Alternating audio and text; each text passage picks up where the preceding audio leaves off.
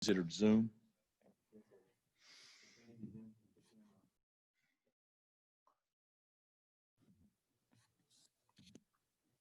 I see Karen's waving at me. All right, when everybody is ready, you can go ahead and ask questions. Hey, Coach. Welcome. Hey, I'm just wondering if you can tell me kind of what's next for you guys as far as, is there a late night, or you know when the season's going to start, or do you guys kind of have a plan for what's going to happen? Well, the season is going to start. I'm getting an echo here. Can we get that fixed? Hang on a quick, Shay. You there now? Still.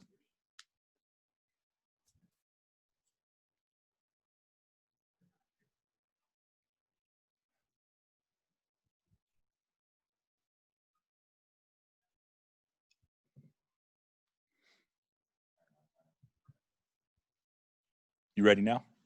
Perfect. You got me, Shay? Yep. Okay. Yeah, the season obviously is going to start November 25th. We'll be playing in Orlando. But as far as, other things that are going to be taking place, we have to be flexible to whatever. We'll have to be flexible if there's delays and when we do start. But we anticipate everything being on time and starting the 25th. And late night will occur. We will have a date for late night. Have we announced when that is yet? So we'll be announcing that soon on when that is, and we'll be doing it virtually with absolutely no one in the stands. So there's a lot of unknowns yet on the exact number of people that can attend games, home events that we're playing, but we do know all the games that are being played in Orlando, at least initially, will be played without fans totally. And we anticipate everything coming off on time unless something obviously unexpected or something negative happens between now and then. Hey, Coach, I wonder if you could I haven't seen you since we were sitting there at Sprint Center back in March. Can you just take us through emotionally what this has been like since you were there getting ready to think you were going to play and the tournament and everything that's happened? It's been pretty crazy. Well, the only thing that you just brought something to mind, I didn't know that anything good has happened at all through COVID. I guess there has been something good that's taken place. You guys hadn't had to deal with me and vice versa, but the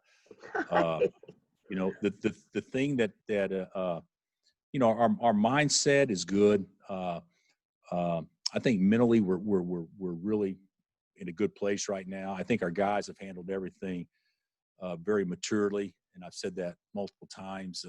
I've been amazed at how they've handled things and how they've also handled being a college student in today's time since they've been back the 1st of August. So it doesn't guarantee success, and it certainly doesn't guarantee that we're going to have some issues moving forward or a positive test or whatnot. But I think our guys are extremely excited to play. I know that we all feel like there's unfinished business left, and even though our team's not the same, but how it ended last year obviously put a taste in everyone's mouth that we want to validate what we did last year. We didn't get a chance to with the tournament, obviously. So we're excited about everything. We think we got a good team. I know our guys are really enjoying each other and playing together. So I think we got a good group. But obviously now things have to fall right for everybody, because the wrong test positive at the wrong time, that could knock you out 2 weeks in a very important part of your season. But if everything stays the way it is, I'm real excited about where we're at. Hey, Bill, when it comes to having to just redo the whole schedule, basically, it seems like, and going to Orlando and doing all this Champions Classics, other classes that you're willing, how much has it been of a challenge for you guys to kind of just redo everything in such a short period of time to prepare for a season starting so late? It's been a challenge, but I think it's probably been as much of a challenge for my sports supervisor, Sean Lester, as it has anyone, because he's the one that's in constant communication with the Big 12 or with ESPN and how we're going to try to do it, and trusting ESPN that we can go down to Orlando and get so many games in. And basically, I think ESPN's done a remarkably good job in trying to put these type of events and schedules together for a lot of teams, not just us or the people playing the Champions Classic. There's a lot of events moving down there. So it's been a challenge. The thing that's been kind of screwy, and we all know it is, you only miss out on 4 games, let's say. But so your games go from 13 to 9. But some of those games, i.e., the Champions Classic, that you lost out on, you're going to have to make that up. And then they're moving 2 games in the Big 12 into December. It really shortens the amount of opportunities to play games when you still have a finals week, you still have some other things going on. So I think that we've done a remarkably good job. I think Sean's done a terrific job with it. I'm sure other schools may feel the same way right now, but there's just so many unknowns that we had to do what was best with us in a time where we're just trying to make ends meet, and so I think we were able to accomplish that. Hey, Bill, with that run you guys were on at the end of last season and how good that team was, how often do you maybe still think back to what might have been with that postseason with that team? To be honest with you, Kevin, I haven't. I haven't thought like that at all. I thought we had as good a chance as anybody.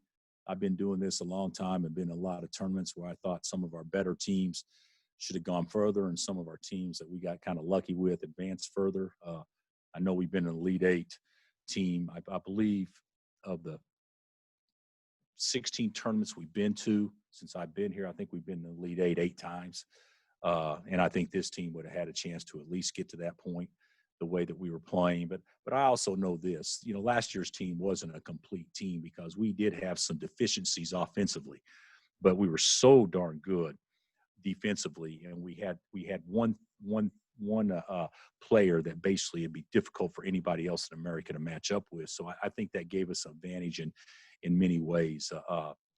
Yeah, I'm disappointed we didn't get a chance to validate what the guys had accomplished during the regular season, but it's not something I've dwelled on at all. I think there's more important things out there than that right now, as important as that is to all of us. But if I'm asking our guys to be mature about it, I think the coaching staff should be as well.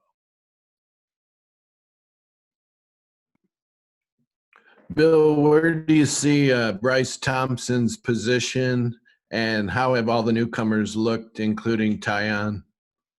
Tyon's on an uptick. Tyon got off to kind of a slow start, I felt like, because of injury. He got his ankle nicked up pretty good. And he probably wasn't himself for at least a month.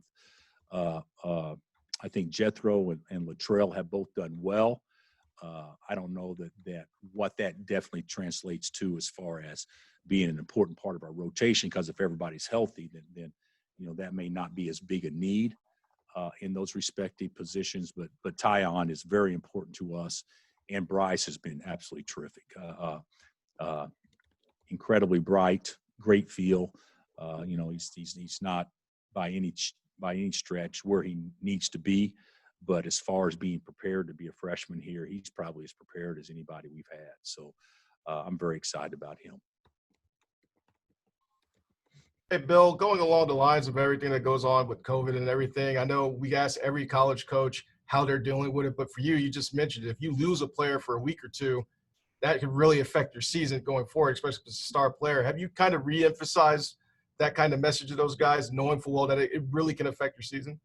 Well, we told them we need to be very smart come August and September, and now that we're in October and going into November, we need to be as bright as we've ever been. I mean, all of us. And it's not losing a key player. It's losing, 4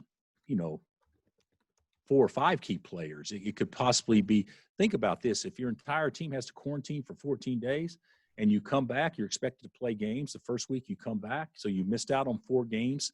Then you're expected to play games the first week you come back. You have absolutely no chance to be successful for the most part as far as from a technical standpoint or from a playing standpoint, because you'll be out of shape. You'll have no rhythm. There's a lot of things that go into it.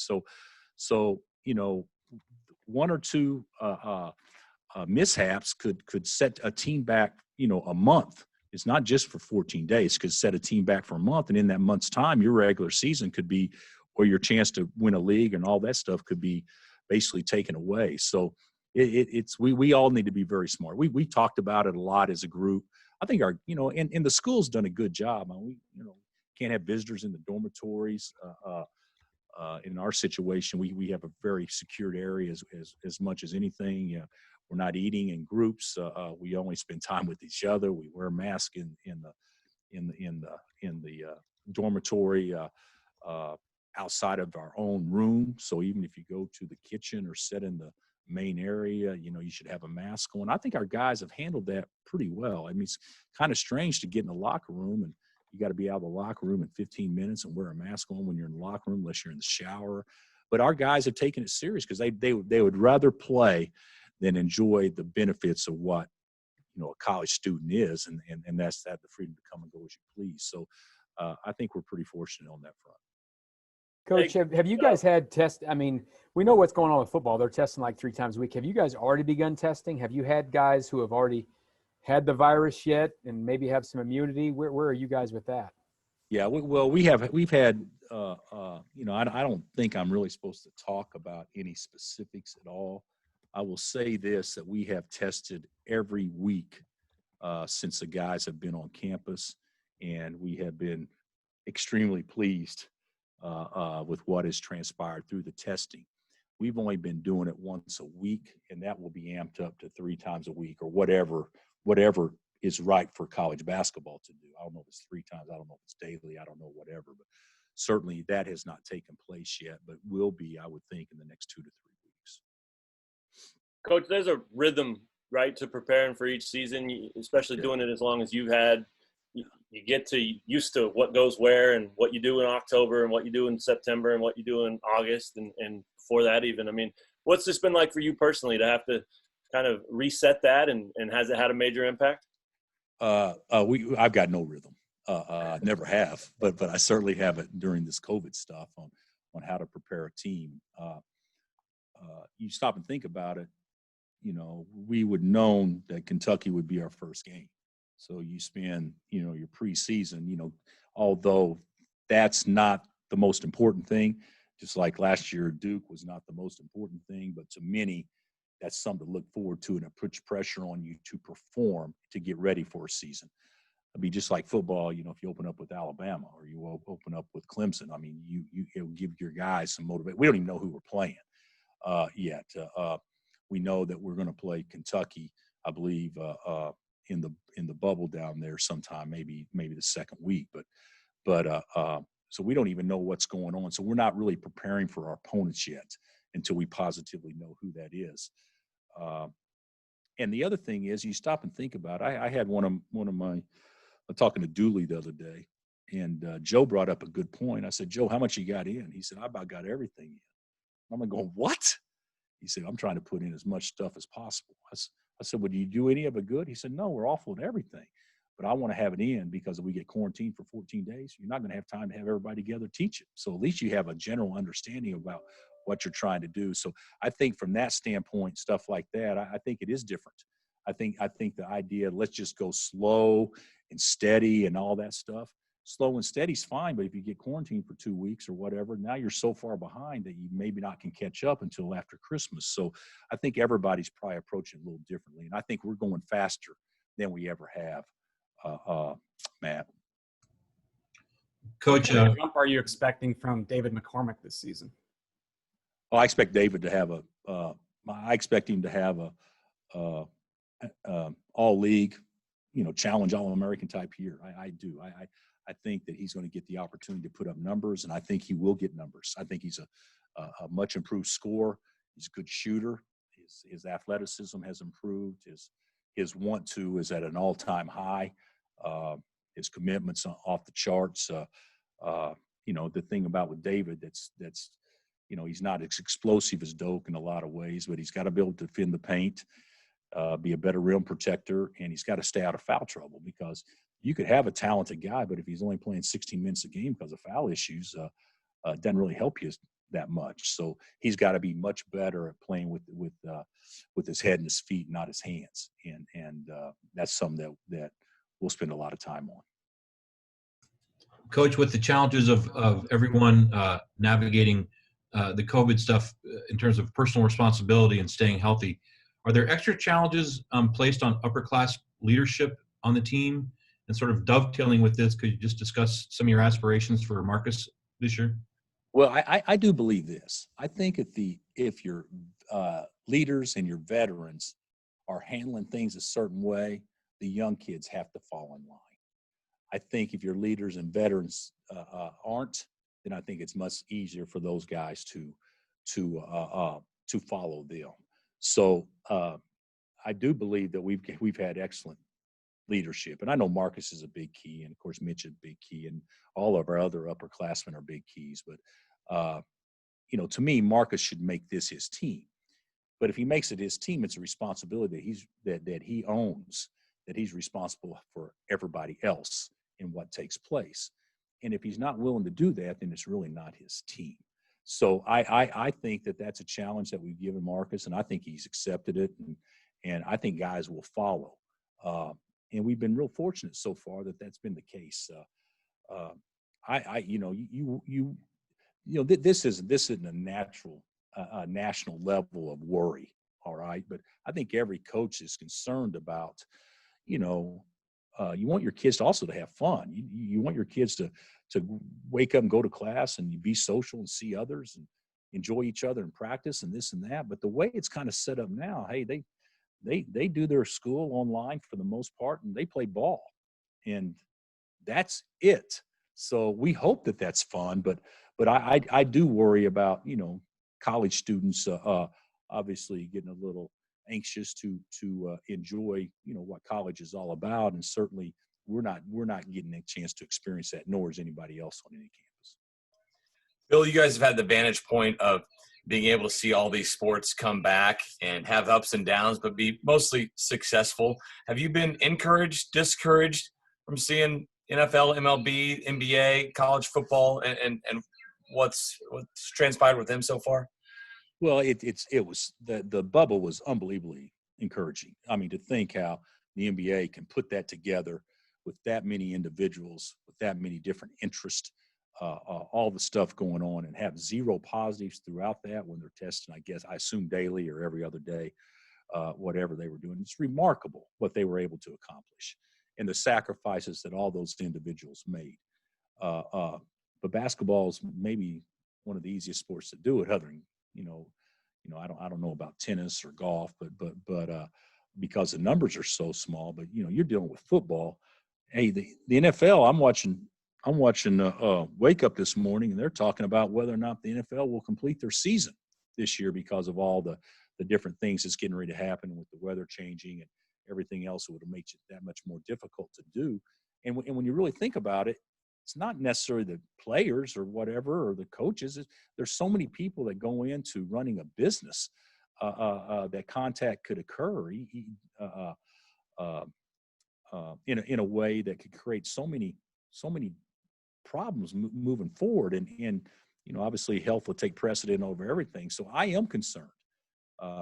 Baseball looks like they're going to get through it after some struggles. Basketball did fantastic. I assume hockey killed it and did very well.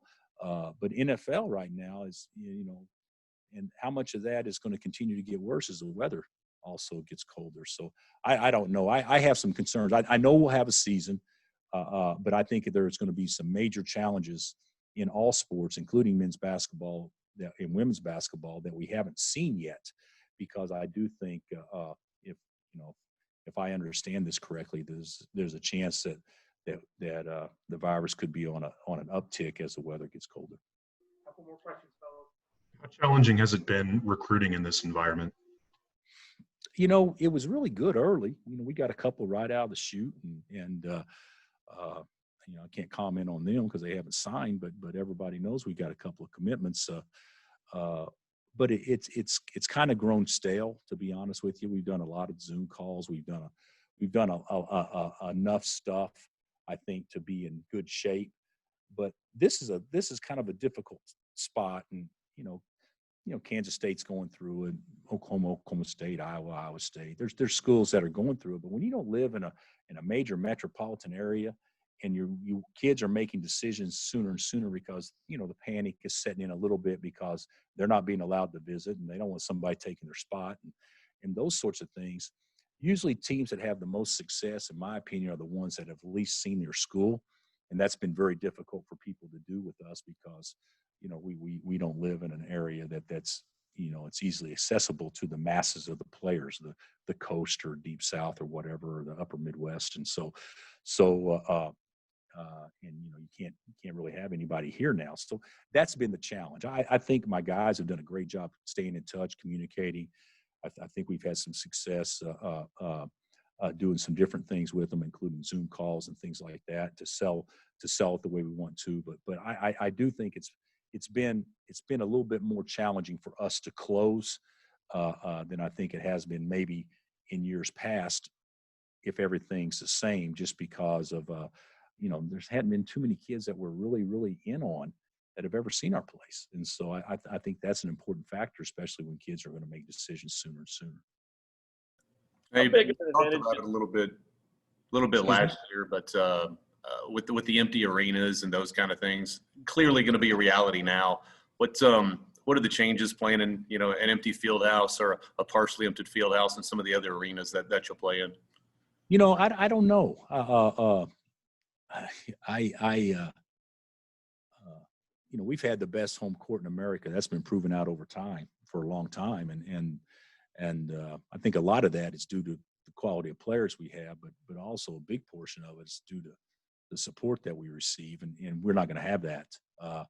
I would think if you're an opponent, you see this as an opportunity to play at Kansas and maybe not play against the sixth man near as much, which obviously played a role in us winning a lot of games. But it's the same way us going somewhere else too. We usually get most people's best shots in the arenas we play in, and now it'll be comparable, obviously to what it is here. So I really don't know how it's going to play out.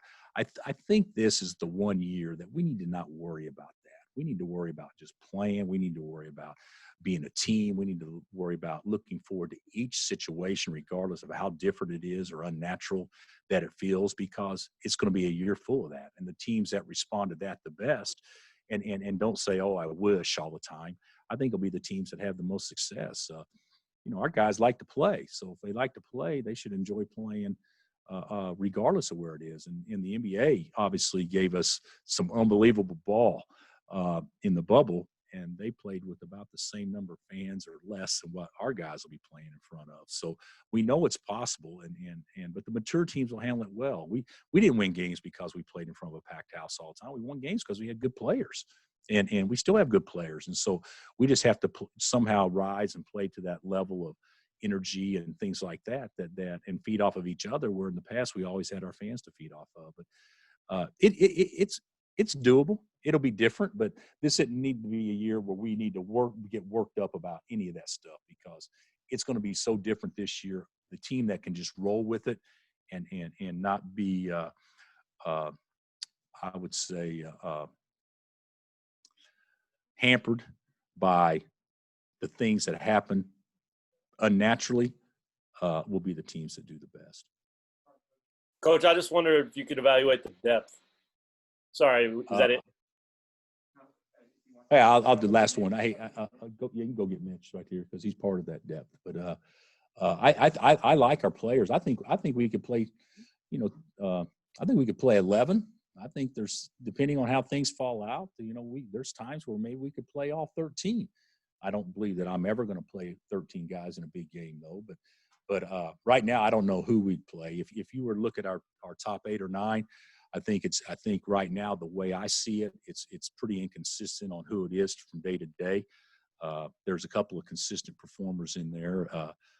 I'd still say Oach and Marcus and David as much as anybody. But I like the fact that the best players that we think by past performances have to play great for us to win. I don't know that that's the case, because I think we got some guys capable of playing at that level, and hopefully we can just find 5 or 6 every game to do that. But it certainly gives us some a little bit of luxury if we stay healthy, that we can fight through some foul problems and health issues. Can you remember having that very often? Oh, we've had it here. We've you guys remember we've had NBA guys not getting games. I mean, yeah, right. Withy was our 5th best big. I mean, we don't have depth like that. Cole Aldridge couldn't get in the game until 2 other guys had 4 fouls. I mean, we've gone through stuff like this, but it is a good problem to have, trying to figure out who to put in games in certain situations. We don't have probably as many of what I consider to be, lottery lottery pick type potential, but we have a lot of guys that are really good players, and I think that creates balance. And my best teams that I've had, for the most part, have been teams that have decent balance. So I'm pretty excited about that. Thanks, Coach. Thanks, guys. Coach. Thanks.